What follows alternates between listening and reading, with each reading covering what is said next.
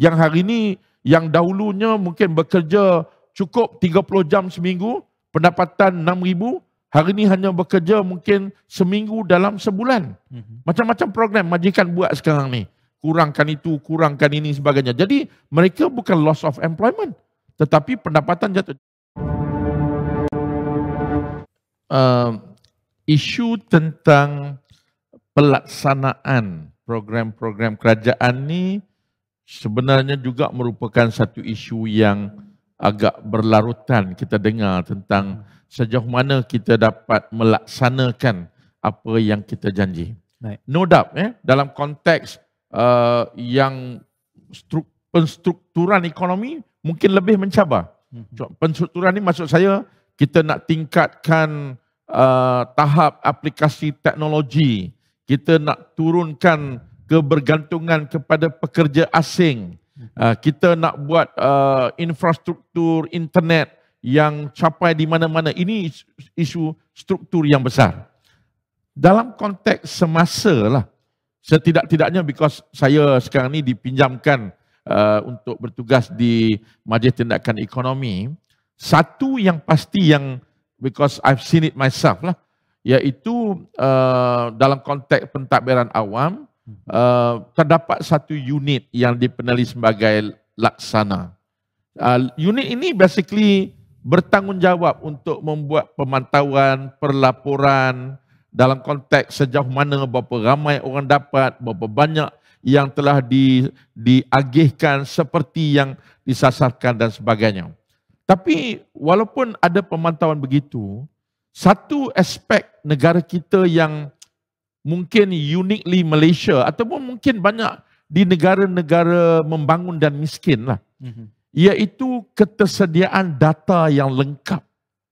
Kalau kita ambil mudah, yang selalu kita semua dengar tentang Perkeso katakan. Perkeso ini adalah satu basically social protection punya sistem. Tetapi yang menjadi pencarum hanya sekitar 7 juta lebih saja. Kalau kita panggil angka formal, pekerja di Malaysia 15 juta. Jadi berarti ada 7 juta lebih lagi yang tak tahu ke mana, tak ada perlindungan Perkeso. Ya? Sama juga dengan EPF pun begitu juga. Bukan semua. Jadi itu satu pembudayaan yang mungkin kita kena perbetulkan. Ditambah lagi pula dengan sektor yang dikatakan sektor informal. Anggaran kasar, saya tak pasti siapa boleh bagi jawapan yang tepat. Saya lihat Jabatan Perangkan mengatakan bahawa sekitar 2.6 juta yang berada di dalam sektor informal. Artinya kita tak tahu siapa dia, di mana dia, apakah kedudukan dia, kerana dalam sektor informal memang rata-rata adalah juga kumpulan pendapatan rendah. Tetapi adalah sebilangan 1-2 yang mungkin dalam sektor informal tetapi pendapatan yang tinggi ada. Malahan sekarang ni bila ada perniagaan yang dijalankan secara digital, which is good, satu benda yang bagus, tetapi adakah kita mempunyai cakupan data yang lengkap? Siapa yang berniaga di situ, apa pendapatannya dan sebagainya. Jadi sebenarnya yang menjadi cabaran kita hari ini, terutama dalam krisis ni. Ini krisis ni kiranya macam rumah terbakar, tapi kita nampak api, kita tak tahu rumah kat mana. Jadi ada bahagian yang besar di situ. Tapi bahagian-bahagian yang lebih formal, yang mempunyai pendaftaran yang jelas, mungkin tidak begitu susah. Kalau saya ambil contohlah, di bawah laporan Perkeso, dia ada 93,000 orang pencarum Perkeso yang mendaftarkan diri sebagai loss of employment, hilang pekerjaan. Jadi kumpulan ini dia ada program-program bantuan dia. Tetapi persoalannya itu hanya 93,000. Yang kita cakap tadi yang tak hilang pekerjaan macam mana pula? Yang hari ini, yang dahulunya mungkin bekerja cukup 30 jam seminggu, pendapatan 6,000, hari ini hanya bekerja mungkin seminggu dalam sebulan. Macam-macam program majikan buat sekarang ni.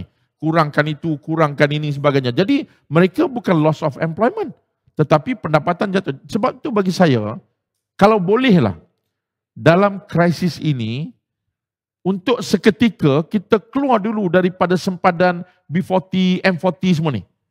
Tapi kita fokus kepada siapa yang terjejas? Orang yang terjejas tu. Tapi ini kena ada kepantasan lah. Bagaimana kita nak buat pengukuran orang itu terjejas atau tidak. Jadi ini cabaran lah bagi saya untuk dalam konteks yang data yang tidak lengkap dan sebagainya.